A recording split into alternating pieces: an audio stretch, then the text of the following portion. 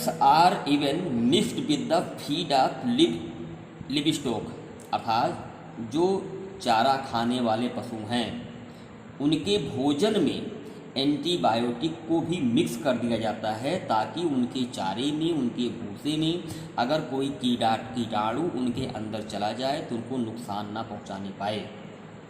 And poultry to check microbial infection in animals, poultry अर्थात मुर्गी पालन, जहाँ बच्चों मुर्गी पालन किया जाता है वहाँ पर भी एंटीबायोटिक दवाइयों का प्रयोग किया जाता है, ताकि वहाँ पर इन्फेक्शन ना फैलने पाए।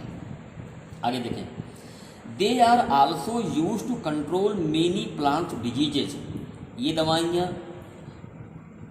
बहुत से पौधों को नियंत्रित करने, उनको मतलब बहुत से पौधों में बीमारियों को नियंत्रित करने के लिए भी एंटीबायोटिक दवाइयों का प्रयोग किया जाता है। आप देखते होंगे जो गेहूं में, चावल में जो रोग उत्पन्न हो जाता है बच्चों, उसके लिए भी जो है एंटीबायोटिक दवाइयों का प्रयोग करके फसलों को बचाया जाता है। अब बच्चों देखिए जो ब्रैकेट में दो दिए गए इनको देखिए आप। Alexander Fleming discovered an antibiotic called penicillin in 1929। Alexander Fleming ने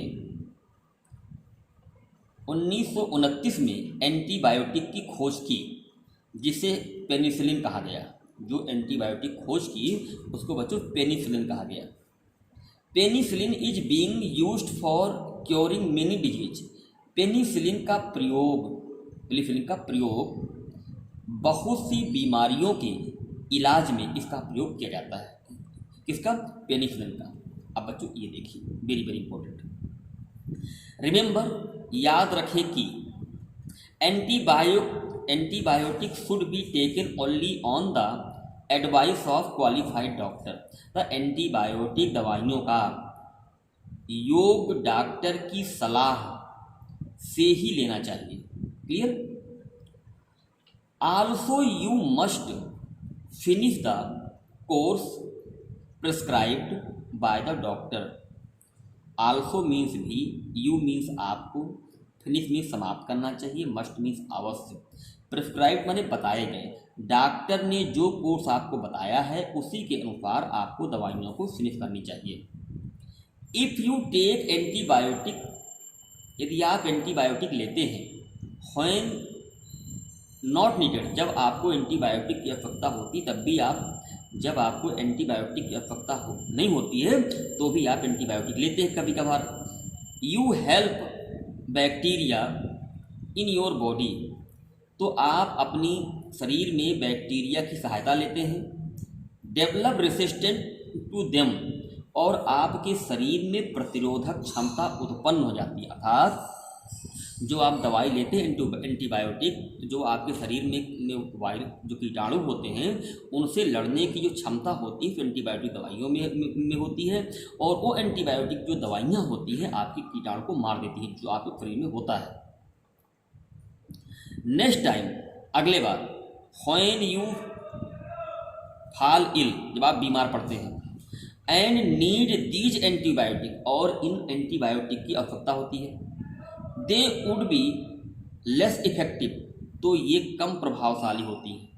अर्थात जब आप बिना डॉक्टर के बताए हुए आप अपने शक के आधार पर एंटीबायोटिक दवाइयों का प्रयोग करेंगे, तो यदि आप आगे बीमार पड़ेंगे तो उन एंटीबायोटिक दवाइयों को आप लेंगे तो वो एंटीबायोटिक दवाइयाँ आपको कम फायदा करेंगी, क्योंकि आपने बिना बीमार हुए, बिना डॉक्टर की सलाह लिए आपने एंटीबायोटिक दवाइयों का प्रयोग कर लिया है। एंटीबायोटिक हाउएवर, एंटीबायोटिक किसी भी तरह are not effective against cold, अर्थात जब आपको ठंड लग जाती है, आपको नज़ला हो जाता है आदि जब होता है तो आपको एंटीबायोटिक दवाइयाँ सूट नहीं करती हैं, अर्थात उन्हें फ़ायदा नहीं करती हैं। फ्लू में हो, कोल्ड में, फ्लू में जो है ये यदि आपको ठंड हो गई है, फ्लू हो गई है, कोरोना हो गया है, इसमें जो है बच्चों एंटीबायोटिक दवाइयाँ फ़ायदा नहीं करती हैं, इसके क्योंकि ये वायरस के कारण होता है। अर्थात वायरस के कारण जितनी भी बीमारियां उत्पन्न होती हैं उनका बच्चों टीका लगाया जाता है, जैसे कि इस समय कोरोना का टीका लगाया जा रहा है। समझ में आपको आ रही बात बच्चों? इसे ठीक से आप पढ़ लीजिएगा। इसको हमने आपको पढ़ाने में काफ़ी जोर दिया है, थोड़ा समझाने का जोर दिया है। इसे आप 2-3 बार पढ़िएगा तो आपको समझ में आ जाएगा। चलिए, कितने मिनट हो गए?